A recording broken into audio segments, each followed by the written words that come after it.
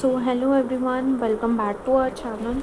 So today's our topic is Talking by Woods on a Snowy Evening, the poem written by Robert Frost. Now, Robert Frost was an American poet and he was born in 1874 and died on 1963.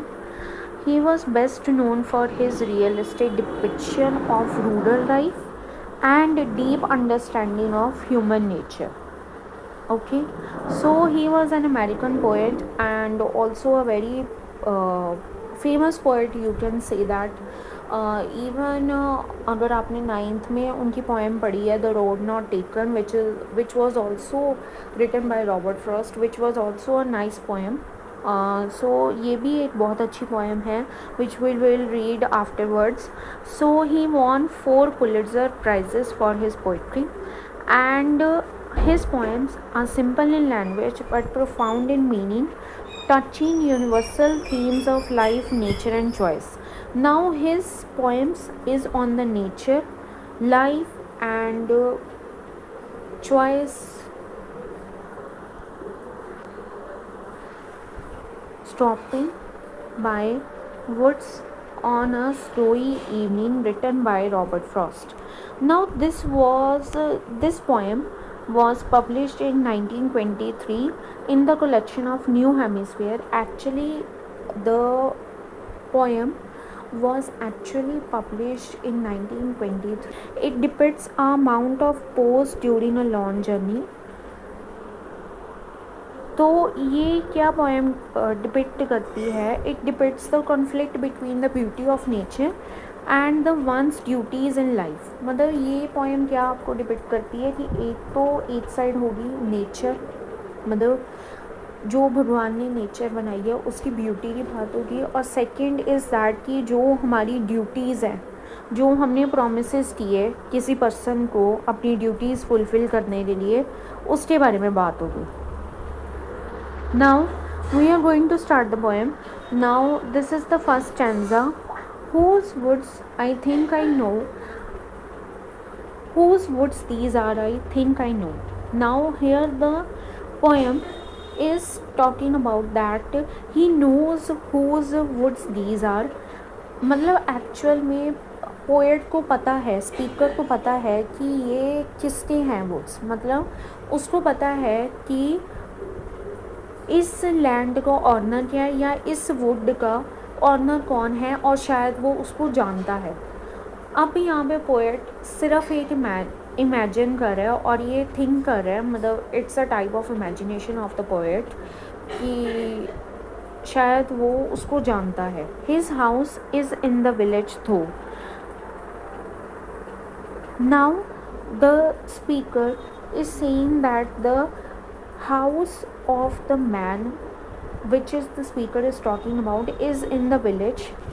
He will not see me stopping here, which means that the speaker is saying that the owner of the woods, the owner of this forest will not see him if he came here, if he comes here. मतलब जो speaker है वो इस forest में आया है उसकी woods को देखने, but the speaker is trying to say that कि ही थिंक्स दैट कि अगर वो इस फॉरेस्ट में आएगा तो इस फॉरेस्ट का ऑनर उसको देख नहीं पाएगा. To watch his woods fill up with snow. The woods which he is watching is fill up with snow. My little horse must think it queer to stop without a farmhouse near, between the woods and frozen lake, the darkest evening of the year. Now the speaker is on a horse. He is riding on a horse and his little horse is thinking why has the owner has stopped near a forest. मतलब आसपास कोई farm house नहीं है, तो वो horse सोच रहा है कि क्यों मेरे ऑनर ने, क्यों मेरे मालिक ने फॉरेस्ट के पास रुका है. कहीं आसपास फार्म हाउस हो तो वो बात को समझे ना कि शायद हाँ आसपास फार्म हाउस है इसलिए रुका होगा. Between the woods and the frozen lake. Now there are woods and the frozen lake. मतलब ये darkest evening of the year का मतलब है. लास्ट लाइन का मतलब ये है कि darkest evening of the year is the winter season. Winter season में क्या होता है कि the days become shorter and the nights become, मतलब नाइट्स जो हैं वो बढ़ जाती हैं और जो दिन हैं वो छोटे हो जाते हैं। तो वो क्या होता है, वो कहता है कि ये darkest evening of the year है, कि मतलब जो शाम है वो बहुत ज़्यादा छोटी है और जो रात है वो बहुत ज़्यादा काली है। और ये वो किसके बीच में खड़ा है, फ्रोज़न लेक के बीच में और वुड्स के बीच में, मतलब दोनों के बीच में। फ्रोज़न लेक भी है और वुड्स भी हैं। Now second stanza, stopping by woods on a snowy evening. Second stanza, he gives his harness bells a shake. Now here the horse, जहाँ पे ऑनर अपने हॉर्स के ऊपर बैठा हुआ है, तो हॉर्स क्या है, वो जो उसके गले के आसपास बेल्स लगी हुई हैं। बेल्स आपको पता है ना, घंटियाँ, जैसे हम काउस के गले में भी बांधते हैं, ऐसे ही हॉर्स के भी जो गले में बेल्स लगी हुई हैं वो उसके आसपास लगी हुई हैं।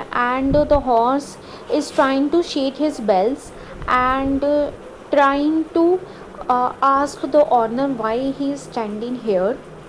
मतलब आसपास कोई फार्म हाउस नहीं है, तो वो अपने ऑनर को पूछ रहा है कि उसका ऑनर वहाँ पे क्यों खड़ा है जबकि आसपास कोई फार्म हाउस ही नहीं है। वो उसको इसलिए पूछ रहा है, now next stanza, to ask if there is some mistake. वो उसको क्यों पूछ रहा है कि शायद मेरे ऑनर से कोई गलती हो गई होगी। मतलब स्पीकर ये सोच रहा है कि शायद उसका हॉर्स ये इमेजिन कर रहा है कि शायद उसके ऑनर से कोई गलती हो गई है, तभी वो इस साइड पे खड़ा है। और वो कंफर्म कर रहा है अपने ऑनर से कि वो क्या पता किसी गलत जगह ना खड़ा हो गया है, वो एक बार उसको याद दिलवा रहा है। But the only other sounds the sweep of easy wind and downy flake. Now owner को यहाँ पे कोई और आवाज़ सुनाई नहीं दे रही है सिवाय एक विंड के और जो वहाँ पे स्नो है उसके अलावा। मतलब कभी कभार होता है ना कि आप नेचर में इतना तो खो जाते हो कि आपको आसपास की चीज़ों का पता ही नहीं लगता कि आसपास हो क्या रहा है। मतलब कभी कभार आपको पीसफुल प्लेसेस काफ़ी अच्छी लगती हैं एंड यू गेट, मतलब बहुत ही ज़्यादा आप खो जाते हो उनमें, तो आपको कुछ पता ही नहीं लगता कि आसपास हो क्या रहा है। सेम है जो है वो ऑनर के साथ भी ऐसे ही हो रहा है और उसको ये लग रहा है कि उसको ये पता ही नहीं लग रहा है कि उसका हॉर्न, उसका जो हॉर्स है वो बेल्स बजाई जा रहा है और उसको पूछ रहा है वो, but I have promises to keep and miles to go before I sleep and miles to go before I sleep. Last tense में क्या है, लास्ट 3 लाइन्स में क्या है कि पोएट, अब हमें